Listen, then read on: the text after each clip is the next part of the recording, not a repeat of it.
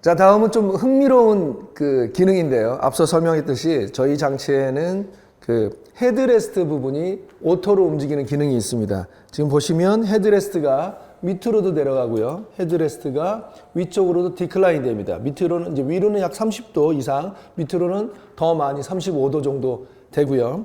지금 보시면 헤드레스트는 대부분의 필라테스에서는 헤드레스트가 움직이죠. 그럼 어느 쪽으로 움직이냐면 위쪽으로 움직입니다. 그러면 그 각도가 보통 세 가지 정도, 수평 단계에서 1단계, 2단계 또는 뭐 3단계 이 정도로 보통 2단계 그 단계를 거치는데, 자, 그러면 동작을 할 때 헤드레스트를 올리는 여러 가지 이유가 있겠죠. 너무 헤드가 포워드 된 사람이나 그대로 놔두면 긴장을 하기 때문에 보상적 긴장 상태에서 필라테스 동작을 수행하면 사실은 원래에 맞지 않는 거죠. 그래서 대부분은 보완적 동작에서 진행을 합니다. 근데 이렇게 헤드레스트는 이제 수동으로 항상 올려줘야 되는 것을 오토로 내가 이렇게 손쉽게 할 수 있는 그런 용이성뿐만 아니고 그런 효과도 있겠지만 헤드레스트의 그 올라가는 높이가 항상 고정되어 있다는 거예요. 근데 헤드레스트는 높이는 일정한 상태만 하는 것이 아니고 그날의 몸의 상태에 따라서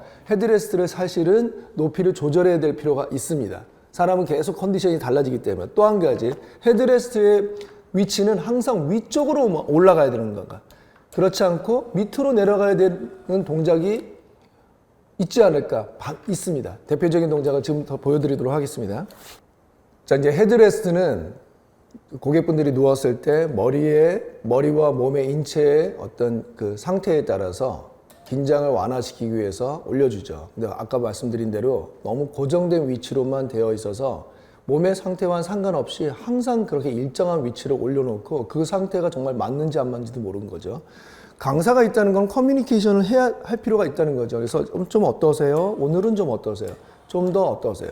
그리고 실제로는 머리가 약간은 앞으로 가 있을 수 있지만 실제로는 헤드는 몸의 수평선상에서 거의 일직선상에서 오는 것도 좋습니다. 대부분의 일상을 포워드 상태에서 있기 때문에.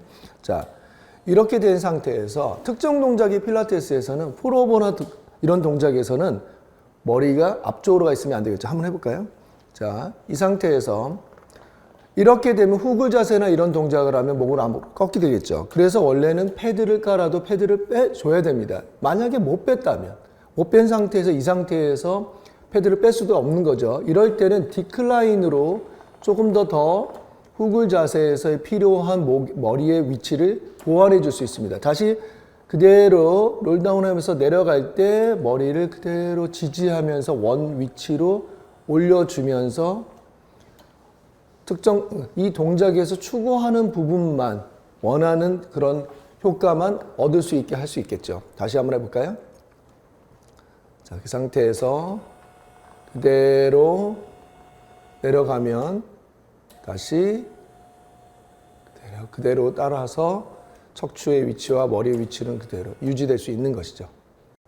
지금 동작은 제가 좀 추천해 드리는 동작인데요. 우리가 항상 이제 머리의 위치를 앞쪽에 있으니까 패드를 앞에 대놓고 지지만 해야 될 것인가. 결국은 우리가 교정과 수정 보완을 해서 머리의 위치는 좀 더 내 몸에 이제 앞쪽보다는 뒤쪽으로 가 있어도 된다는 뇌학습적인 그 입력이 신호가 필요하거든요. 이럴 때는 처음엔 이렇게 올려서 하지만 지속적으로 어떤 동작을 하면서도 동작을 할 때 그 전보다 조금씩 내려보는 거죠.